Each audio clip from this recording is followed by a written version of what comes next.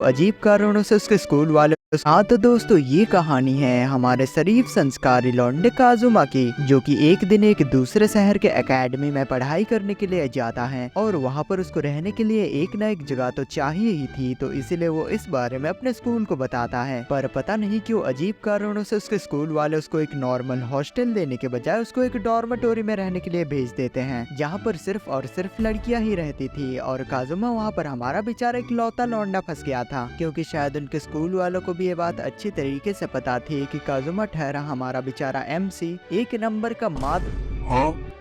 मासूम कैरेक्टर, इसीलिए वो उन वाले लड़कियों के साथ तो कुछ कांड कर ही नहीं सकता। पर वहाँ पर रहते रहते उसको अपना खर्चा तो चलाना ही था, तो फिर इसीलिए वो वहाँ पर एक उसकी ही उम्र की लड़की की बेबी सिटिंग करने लग जाता है, जहाँ पर कि उसको उस लड़की को नहलाना धुलाना खाना खिलाना और खास करके चड्डी पहनाना होता था, हाय हाय हाय हाय। क्योंकि उस लड़की को अपने अंडरवेयर पहनने आते ही हो। पर स्टिल वो अपना शरीफ संस्कारी लौंडा उनके ऊपर बिल्कुल भी ध्यान नहीं देता और वहाँ से बाहर आकर अपने स्कूल के लिए तैयार होकर स्कूल जाने लगता है। पर तभी फिर हमें वहाँ पर उनके डॉर्म की सबसे ज्यादा रंगीन मिजाज और ठरकी लड़की को दिखाया जाता है, जिसका की नाम मिसाकी होता है। और वो उनके डॉर्म के बालकनी से बाहर आकर काजुमा से वहाँ पर चिल्ला चिल्ला कर कुछ इस तरीके की अखंड बातें बोलने लगती है।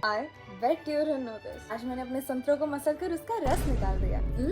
यह काफी खट्टा, ताजा और चिपचिपा है। जो सुनकर वहाँ पर काजुमा के काफी ज्यादा दुखी होते हुए जैसे तैसे वहाँ से अपनी इज्जत को समेटकर अपने स्कूल जाने लगता है। जहाँ पर पहुँचने के बाद लंच ब्रेक के अंदर उनकी टीचर सेनगोकू काजुमा को अपने पास बुलाती हैं और उसको जाकर ट्रेन स्टेशन से एक मसीरो नाम की लड़की को लाने के लिए बोलती हैं, क्योंकि दरअसल वो एक ट्रांसफर स्टूडेंट है जो कि फॉरेन से यहाँ पर आई है और अब से वो उन्हीं के ही साथ उन्हीं के ही डॉर्म में रहने वाली है। इसलिए काजुमा फिर वहाँ पर मिस सेनगोकू की बातों को मानता हुआ वहाँ से वो उस लड़की की लेने, क्योंकि दरअसल वो एक ट्रांसफर स्टूडेंट। यहाँ पर पहुँचने के बाद लंच ब्रेक के अंदर उनकी टीचर सेनगोकू काजुमा को अपने पास बुलाती हैं और उसको जाकर ट्रेन स्टेशन से एक मसीरो नाम की लड़की को लाने के लिए बोलती हैं, क्योंकि दरअसल वो एक ट्रांसफर स्टूडेंट है जो कि फॉरेन से यहाँ पर आई है और अब से वो उन्हीं के ही साथ उन्हीं के ही डॉर्म में रहने वाली है। इसलिए काजुमा फिर वहाँ पर मिस सेनगोकू की बातों को मानता हुआ वहाँ से वो उस लड़की को ट्रेन स्टेशन से लेने के लिए जाता है एंड उसके पास उस लड़की की एक फोटो भी थी जिससे कि वो उसको आसानी से पहचान सके। बट जब वो उस लड़की को ढूंढते हुए जाकर उसके पास पहुंचता है तो फिर वो देखता है कि उस लड़की की उम्र तो उस फोटो से काफी ज्यादा है एंड वो उसी की ही उम्र की है। और तो और वो लड़की जिसका की नाम आकाने होता है वो काजुमा को काफी ज्यादा सुंदर भी लगती है। पर पता नहीं क्यों आकाने अजीब कारणों से वहाँ पर काजुमा से बोलती है कि उसे पता है कि आमतौर पर उनका साइज अमेरिकन से छोटा ही होता है। जो सुनकर काजुमा को उसकी बातों का मतलब तो बिल्कुल भी समझ में ही नहीं आता, पर मुझे ये पक्का पता है कि तुम लोगों को इसका मतलब जरूर समझ में आ चुका होगा, इसलिए तुम इसका मतलब कमेंट में लिख देना इफ इन केस किसी के ये बात पल्ले ना पड़ी हो तो।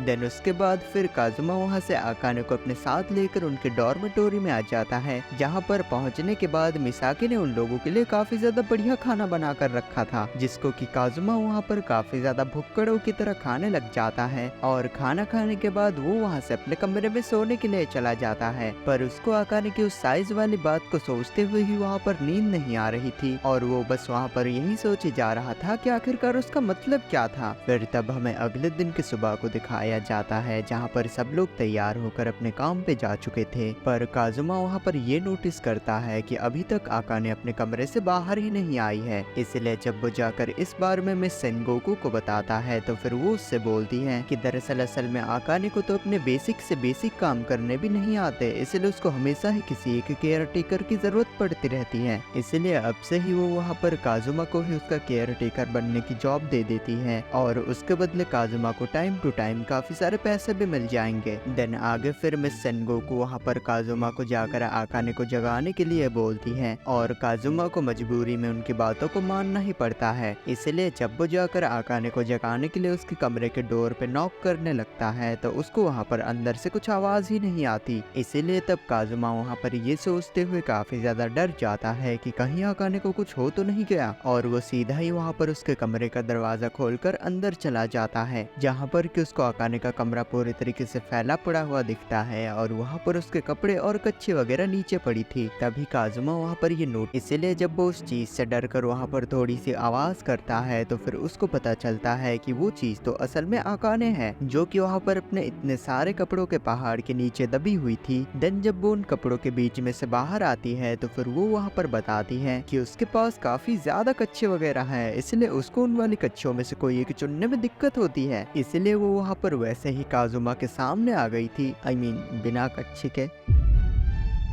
तो फिर वो काजुमा से बोलने लगती है कि वो उसके लिए कोई कच्ची चुन दे, क्योंकि उसके पास काफी सारी कच्ची है और उसको चुनने में दिक्कत होती है, वरना फिर उसको ऐसे ही पूरा दिन घूमना पड़ेगा।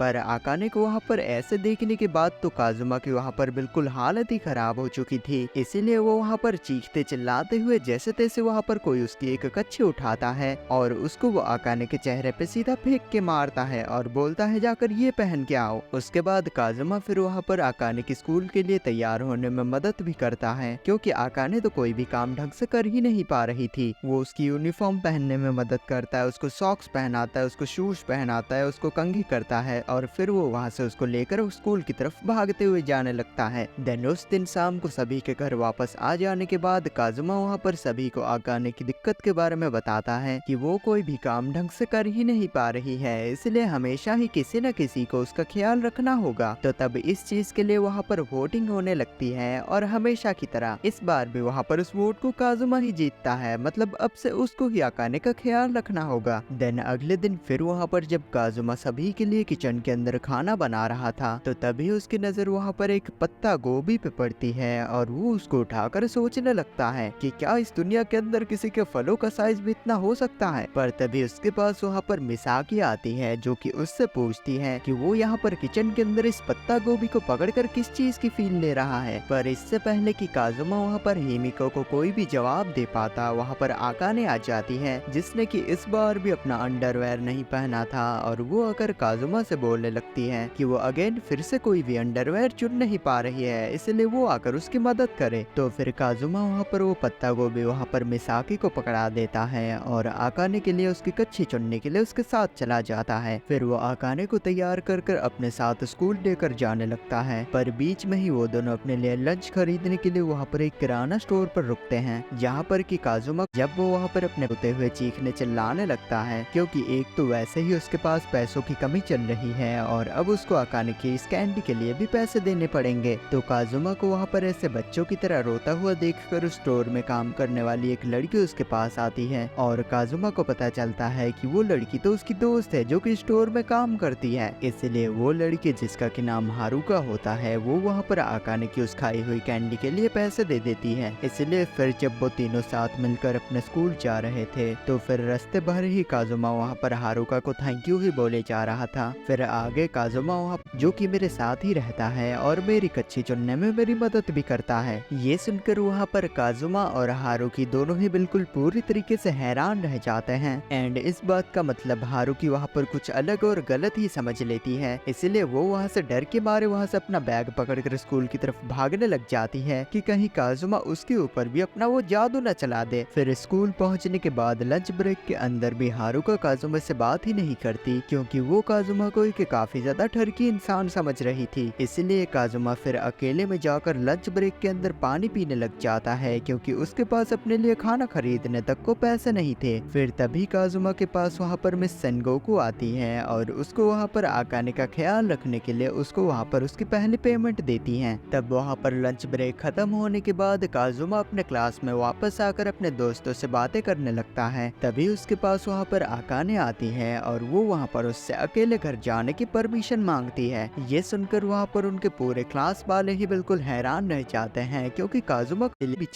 ये सुनकर उल्टा भी वहाँ पर आकाने की नजरें काउंटर पर रखे हुए कुछ कैंडीज पे पड़ती हैं, जिनको कि खाने का उसका मन तो कर रहा था, पर क्योंकि काजुमा ने उसको मना किया था कि ऐसे ही बिना पैसे दिए कुछ भी खाने के लिए मत लेना, इसलिए वो वहाँ पर उन वाले कैंडीज को नहीं ले रही होती है। पर तभी आकाने को देखते हुए उसके पास वहाँ पर एक औरत आती है और उसको उन वाले कैंडीज के लिए पैसे दे देती है। देन उसके बाद जब उस दिन शाम को काजुमा वहाँ से अपने घर वापस आता है तो वो देखता है कि वहाँ पर उनका पूरा का पूरा घर पत्ता गोभियों से सजाया हुआ था, जो देखकर काजुमा को वहाँ पर बिल्कुल भी समझ में नहीं आता कि आखिरकार उनके घर में क्या चल रहा है। पर तभी वहाँ पर उसका एक जिन नाम का दोस्त वहाँ पर उसके पास आता है और उससे बोलता है कि शायद तुम ये भूल रहे हो कि आज तुम्हारा बर्थडे है, इसलिए शायद किसी ने तुम्हारे लिए कोई सरप्राइज प्लान किया है। ये सुनकर काजुमा वहाँ पर जिन से बोलने लगता है कि होप करो कि ये पिछले साल के मिसाकी के उस सरप्राइज की तरह ना हो, क्योंकि पिछले साल मिसाकी ने अपने पूरे बॉडी के ऊपर क्रीम लगा दिया था और वो वहाँ पर एक केक की तरह बैठ गई थी। एंड फिर जब काजुमा उसके पास गया तो फिर वो उसको अपना केक खाने के लिए बोलने लग गई थी। तो आगे फिर वो दोनों वहाँ पर उन वाली पत्ता गोभियों को फॉलो करते हुए जाकर एक कमरे के सामने पहुँचते हैं, जो कमरा वहाँ पर पूरे तरीके से पत्ता गोभियों से डेकोरेट किया हुआ था और उसके बीच में वहाँ पर एक बड़ा सा गिफ्ट बॉक्स रखा हुआ था, जहाँ पर जल्द ही उस वाले बड़े से काजुमा को पकड़ लेती है और उससे बोलने लगती है कि वो अपने बर्थडे का गिफ्ट खोले। पर जैसे तैसे काजुमा वहाँ पर खुद को मिसाकी से छुड़ाकर उससे ये बोलते हुए वहाँ से भाग जाता है कि उसको अपने बर्थडे पे कोई भी गिफ्ट नहीं चाहिए। उसके बाद जब उस दिन रात को काजुमा वहाँ पर अपने कंप्यूटर पे बैठकर कुछ कैट वीडियोस देख रहा था, तभी उसके पास वहाँ पर उसके कमरे में आकाने आती है, जो कि काजुमा को उसके साथ उसके कमरे में चलने के लिए बोलती है, क्योंकि उसको अपने कमरे में एक चीज में मदद चाहिए थी। जहाँ पर ये सुनकर काजुमा को लगता है कि शायद से इस बार भी फिर से उसको अपने लिए कोई चड्डी वड्डी चुनने में उसकी मदद चाहिए होगी। इसलिए काजुमा वहाँ पर बिना कुछ ज्यादा सोचे हुए उसकी मदद करने के लिए सीधा वहाँ पर उसके कमरे में चला जाता है। पर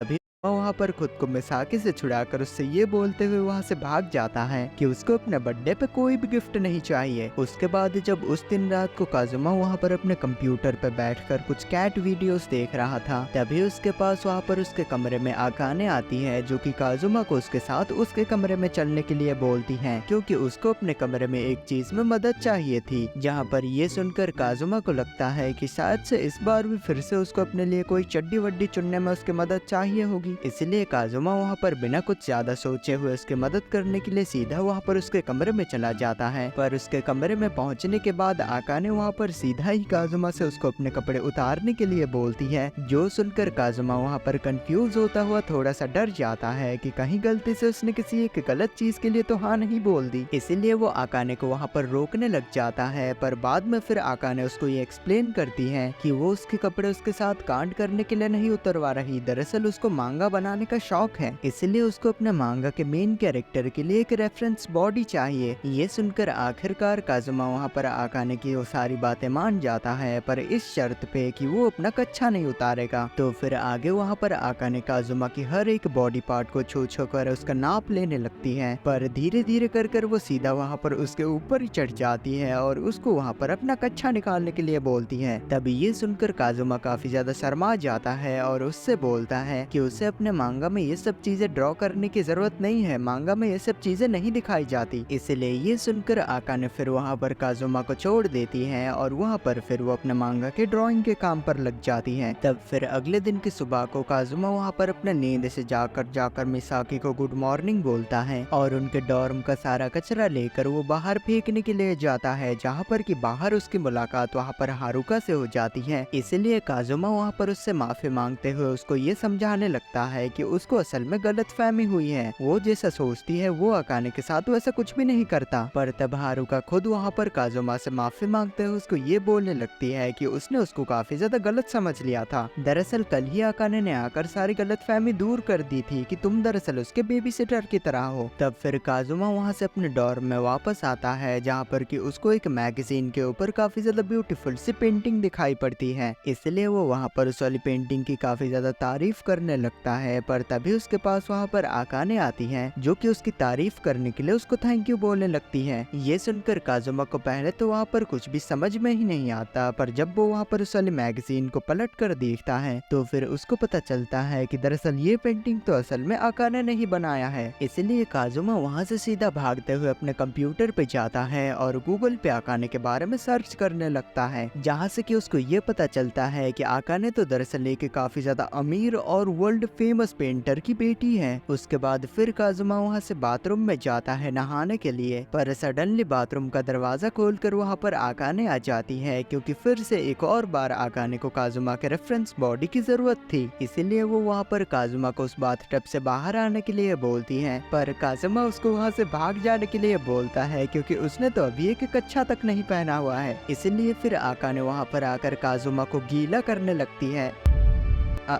बाथरूम के शावर से उसको पानी डालते हुए गीला करने लगती है, इस उम्मीद में कि वो इससे बाथटब से बाहर आ जाएगा। पर जब तब भी काजुमा उस वाले बाथटब से बाहर नहीं आता, इसलिए हार मानते हुए आकाने वहाँ से वापस चली जाती है। उसके बाद तब फिर हमें वहाँ पर काफी दिनों के बाद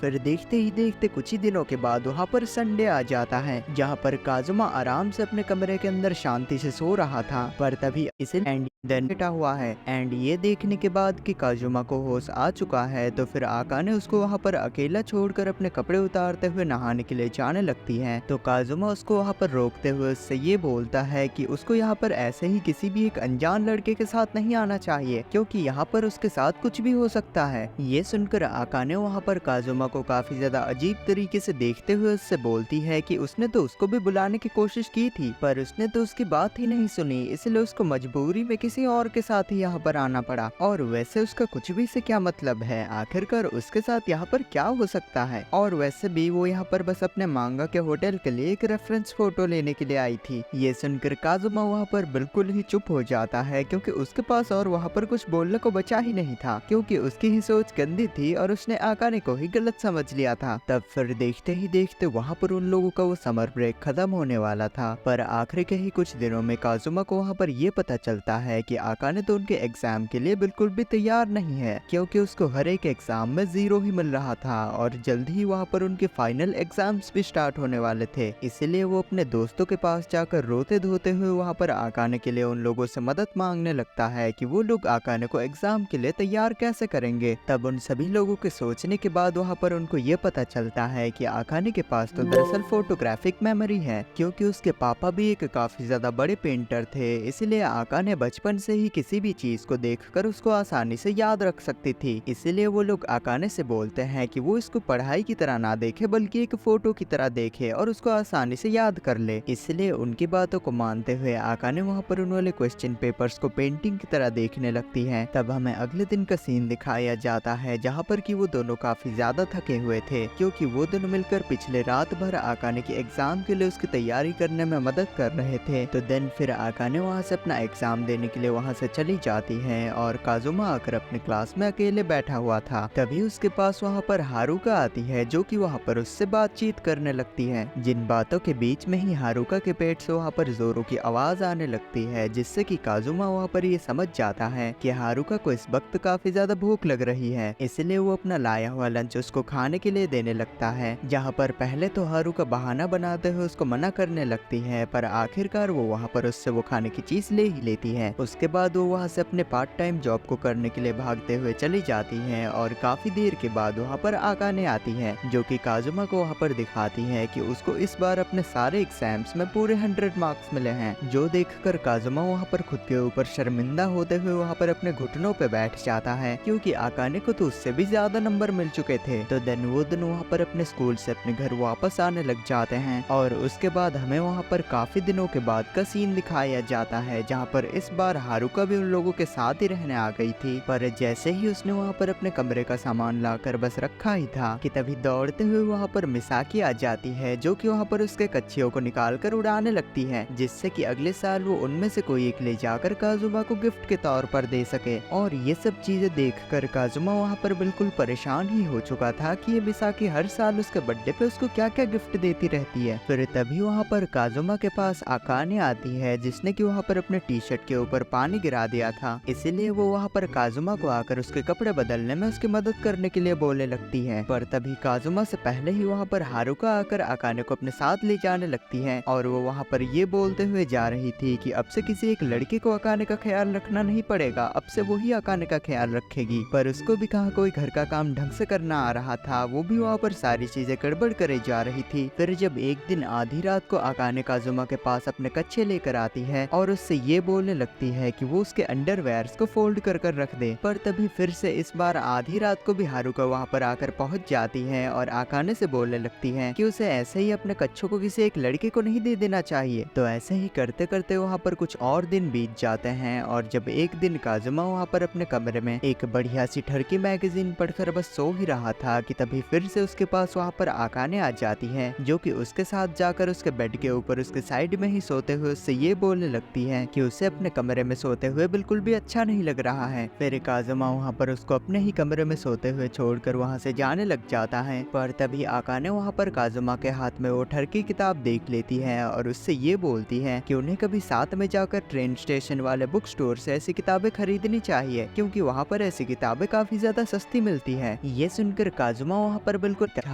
तभी उसके और है तभी गलती से वहाँ पर काजुमा का पैर एक केले के छिलके के ऊपर पड़ जाता है, जिससे वो फिसलता हुआ जाकर सीधा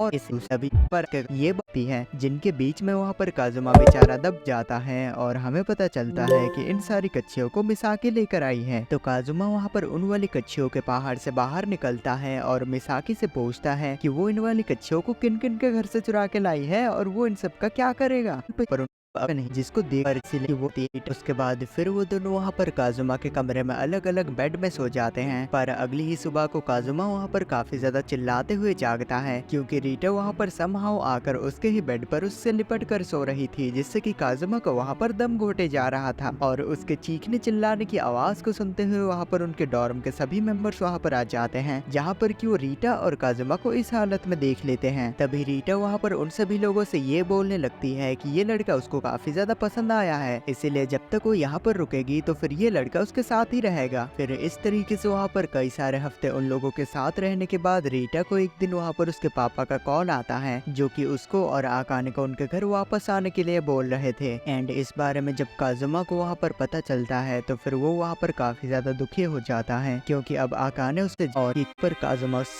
ये और काजुमा को पता चलता है कि उसके अंदर तो मिसाकी और उसके सारे दोस्त बैठे हुए हैं, इसीलिए वो उनके ही साथ मिलकर काफी ज्यादा तेजी से आकाने के एयरपोर्ट की तरफ जाने लग जाता है। और जब फाइनली वो पर आकाने को ये सुनकर काजुमा की तो वहाँ पर बिल्कुल चीख निकल जाती है, क्योंकि बातों ही बातों में उसने वहाँ पर आकाने को सारी चीजें बक दी थी। इसीलिए तब फिर आकाने वहाँ पर काजुमा को अपने साथ लेकर एक अकेली सी जगह पर जाती है और उससे ये पूछने लगती है कि क्या उसने वहाँ पर जो भी सारी बातें बोली थी वो सब सच थी। पर काजुमा का तो वहाँ पर शर्म के मारे चेहरा पूरी तरीके से लाल पड़ चुका था और वो वहाँ पर हड़बड़ाते हुए उसको मना कर रहा था। और अगर गाइस आपको ये वाली कहानी सुनने में मजा आया तो फिर अभी इस राइट वाली वीडियो के ऊपर क्लिक करो और इसको देखो। इसके अंदर मैंने एक डीमन लॉर्ड की कहानी बताई है, जो कि 1000 साल बाद दोबारा से रीबॉर्न होने के बाद एक 10 साल का बच्चा बन जाता है। इसलिए वहाँ पर ठीक एक उसकी ही उम्र की लड़की वहाँ पर उसको एक बच्चे की तरह पालने लग जाती है। और हाँ, मैंने अपने रिएक्शन चैनल के ऊपर एक फेस कैम के साथ वीडियो अपलोड किया है, अगर आपको वो देखना है तो फिर स्क्रीन के